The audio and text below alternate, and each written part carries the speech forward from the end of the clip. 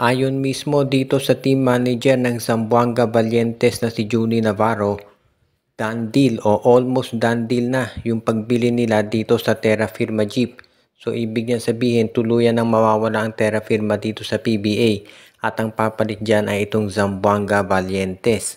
Siyempre kung kayo'y nanonood ng sumusubaybay kayo dito sa basketball sa Pilipinas, alam na ninyo na itong Zamboanga Valientes marami ang mga liga na sinasalihan. Hindi lang dito sa Pilipinas kung hindi maski na sa abroad at kumukuha pa nga yan ng mga NBA caliber na mga players. Kaya maraming naniniwala na kapag itong Zamboanga Valientes ang sumali dito sa PBA at bumili sa Terra Firma, hindi ito magiging farm team at talagang ito ay magko-compete. Kaya waiting na lang tayo dito sa official announcement na mangyayari dahil base dito sa lumabas na interview dito sa team manager ng Zamboanga Valientes, tuloy na raw talaga yung transaction. Kung inyong magugunita, inaibalita dati na ito raw Star Horse Shipping Lines hindi natuloy yung pagpili dito sa Terra Firma dahil hindi raw kinaya nung finances, hindi sapat ayon sa PBA. Kaya mukhang bagay na ngayon ito talaga para dito na itong Zamboanga Valientes na lang ang bibilin dahil nakasisiguro daw sila na kaya nilang mag-sustain talaga ng isang PBA team. Kaya ito ang good news para doon sa mga fans na gustong mawala na itong Terra Firma. Ngayon ang tanong naman, susunod na kaya dito itong SM Mall at yung iba pang mga malalaking kumpanya na bibili naman itong Blackwater Bossing at Northport Batampier. Kabilang yan doon sa mga top teams ngayon na gusto ng mga fans talagang mawala na sa PBA. Dahil nga alam natin na sila ay mga farm teams lamang ng SMC at ng MVP Group at yan ang dahilan kung bakit marami nagsasabi na sila talaga ay dapat na mawala dito sa PBA. Samantala naman itong San Miguel Birdo ngayon ay nakikipagnegosasyon dito sa TNT Tropang Giga para posibleng makuha itong si Mikey Williams. Alam natin na ang TNT ngayon ay mukhang desperado ng manalo dahil hindi maganda yung naging umpisa nila dito sa PBA at nangangailangan na sila talaga ng additional na tulong. At ang balita ngayon mukhang willing na silang i-trade itong si Mikey Williams dahil talagang hindi sila magkasundo ng kampo nito at ngayon ito'y mapupunta sa San Miguel. Ang pinag-uusapan na lamang kung sino ang magiging kapalit nitong si Mikey Williams dito sa SMB. Mukhang ang tinitignan daw ngayon ng TNT ay itong si Mowala Tautuwa.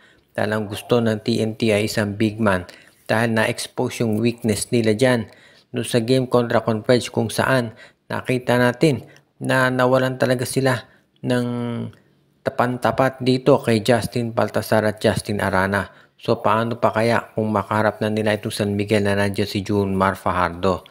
Ang tanong naman kung ikaw San Miguel, papayag ka kaya na i-trade itong si Mowala Tautuwa para dito kay Mikey Williams? Alam naman natin na malakas na scorer itong si Mikey Williams pero ang problema kapag nawala si Tautuwa, sino naman ngayon ang magiging low post threat ng San Miguel bukod kay Fajardo? At alam natin nakatutulong din ito si Tautuwa bilang rebounder. So baka magdalawang isip ang San Miguel dyan kung si Tautuwa ang ibibigay. Kung si Jeron Teng siguro baka pumayag pa itong lineup ng SMB.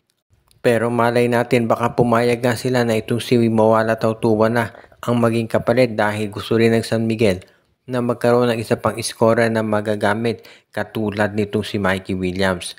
Kaya sigurado magiging maganda itong discussion ng SMB at ng TNT.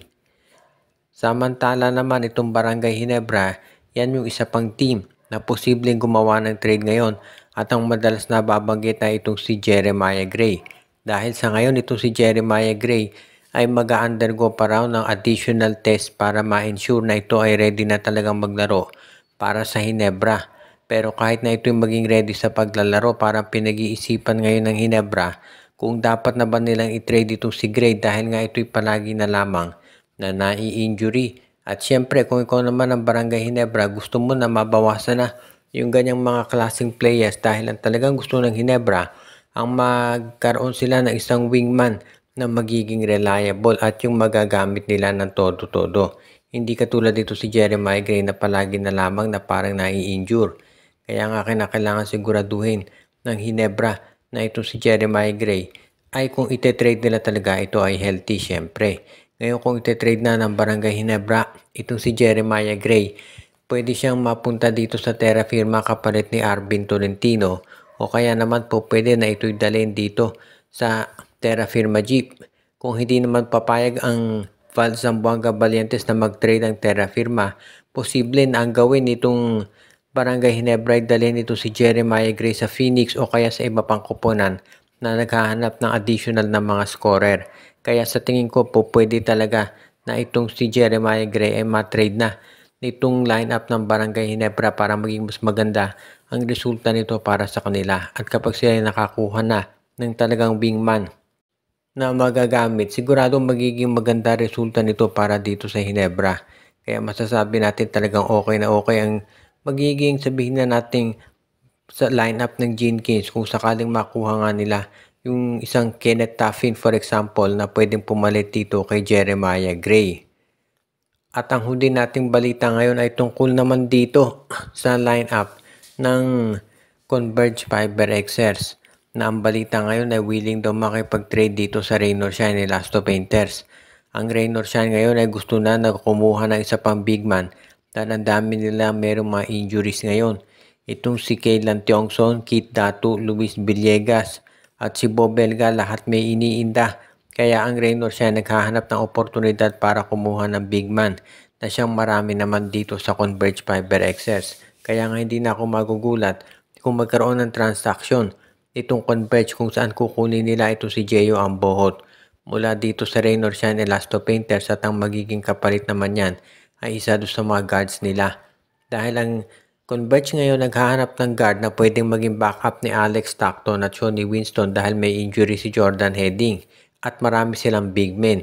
Ang Raynor Shine naman, maraming mga guards at kulang naman sila sa sentro. So mukhang pwede talaga na maging ganyan ang trade situation ngayon. Kaya hindi na ako magugulat kung matutuloy nga ang nasabing transaction. Magiging maganda to para sa magkabilang panig kung sakasakali na matuloy yung ganitong trade. Dahil alam natin na parehong nangangailangan yung dalawang koponan. So for example, pwede na Gio Ambohot for Anton Asistio o kaya si Andre Carakot ang magiging kapalit. Pwede rin na baka si Kit Saldivar ang i-trade nitong Converge Fiber Xers. Ang maliwanag dito, maraming pwedeng gamiting trade assets ang magkabilang panig kaya hindi na ako magugulat kung matuloy nga ang trade na ito dahil sigurado naman na magiging maganda resulta nito para dito sa magkabilang koponan. At dahil sila independent teams, masisiguro din natin na ito ay magiging patas at hindi sila magkakaroon ng one-sided na transaction. Shoutout kay RG Bueno at Dalina family, Joshua Giray Espejo at Rosales family, kay Michael D. Binabati din natin si Alicia Garcia, pati na rin si Katsakino Dukusin, Dalmacio de Guzman, Malyari Mascarillas, si Ireneo Salangsang, Anthony Alon, Dexter Domer, si Enju, si Neil Ora, Romeo Conchada at ang iba pa nating taga-subaybay.